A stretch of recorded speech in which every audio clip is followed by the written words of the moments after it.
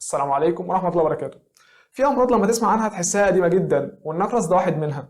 الفراعنة اتكلموا عنه وعانى منه ملوك أوروبا، واتسمى زمان بمرض الملوك علشان كانوا بياكلوا لحوم كتير وبيشربوا خمور كتير. بس الحقيقة إن النقرس ده مش مرض الملوك بس، ده مرض أي حد جسمه مش قادر يتعامل مع حمض اليوريك. طب هو إيه أصلا حمض اليوريك؟ حمض اليوريك ده بيتكون طبيعي جدا في جسمنا لما بنهضم مواد اسمها البيورينات، ودي موجودة في اللحوم، المأكولات البحرية، وبعض البقوليات.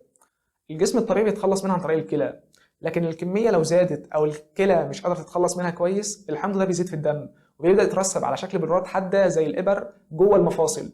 وهنا تبدا المشكله. المناعه بتفكر البلورات دي جسم غريب وتهجم عليها، فتبدا معركه التهابيه شرسه جدا جوه المفصل. طب ايه اصلا اللي يخلينا نشك ان في نقرس ولا لا؟ المشهد اللي بيخلي الدكتور يشك فيه فورا هو ان المريض يصحى فجاه بالليل على الم فظيع جدا في صباع رجله الكبير. صباع رجله احمر سخن وبقى منتفخ جدا وبيوجع جدا من لمسة الملاية. الهجمة دي ممكن تيجي كمان في الكاحل أو الركبة أو الكوع.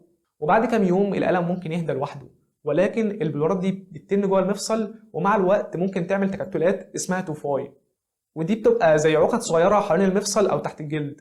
طب تعرف إن في أكتر من سبب لزيادة حمض اليوريك؟ يعني مثلا ممكن تكون الكلية مش بتتخلص منه كويس، أو يكون الجسم بينتج منه أكتر من اللازم، أو ممكن يكون الاتنين مع بعض.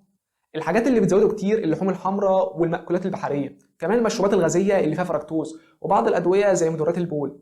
كمان السمنة ومقاومة الأنسولين بتلعب دور مهم جدا، وأحيانا الوراثة بيكون لها دور. طب إزاي بنشخص إن النقرس هو السبب في ألم المفاصل؟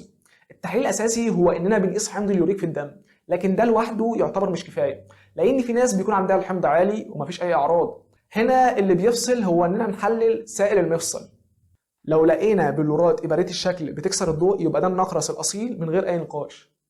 طب طلع نقرس هنعالجه إزاي؟ في الهجوم الحاد اللي بيكون فيه الألم شديد جدا، أول حاجة لازم نهدي الالتهاب، يعني نستعمل مضادات الالتهاب زي الإبوبروفين، أو نستعمل الكولشيسين اللي بيوقف تفاعل الخلايا الالتهابية، أو ممكن نستعمل الكورتيزون في الحالات العنيفة جدا. بعد ما التورم يهدى نبدأ علاج طويل المدى. بنستعمل أدوية بتقلل حمض اليوريك زي فيبوكسوستات أو ألوبرينول، وأدوية كمان بتساعد الكلية إن هي تطلعه زي البروبنسل. وطبعا لازم نغير نمط الحياة، يعني نقلل اللحوم، نزود المية، ونخفف الوزن. انت عارف ان النقرس ده ممكن يكون بيكذب؟ ايوه بالظبط، في نوع تاني اسمه النقرس الكاذب، وبنفرقه عن النقرس الحقيقي بنوع البلورات. في النقرس بتكون بلورات حمض اليوريك على شكل ابر، انما في النقرس الكاذب بتكون بلورات كالسيوم بايروفوسفات ودي شكلها مربع. الاثنين بيكونوا شبه بعض في الالم، لكن التشخيص الواضح بيكون تحت الميكروسكوب، وده اللي هنفهمه الحلقه الجايه باذن الله. خلاصه الكلام، النقرس مش مجرد وجع في الرجل، ده انذار ان الجسم عنده خلل في توازن حمض اليوريك. كل هجمه ممكن تسيب اثرها لو ما اتعالجتش صح، والوقايه اسهل بكتير من الالم اللي يخليك مش قادر تلمس صباعك. سلام.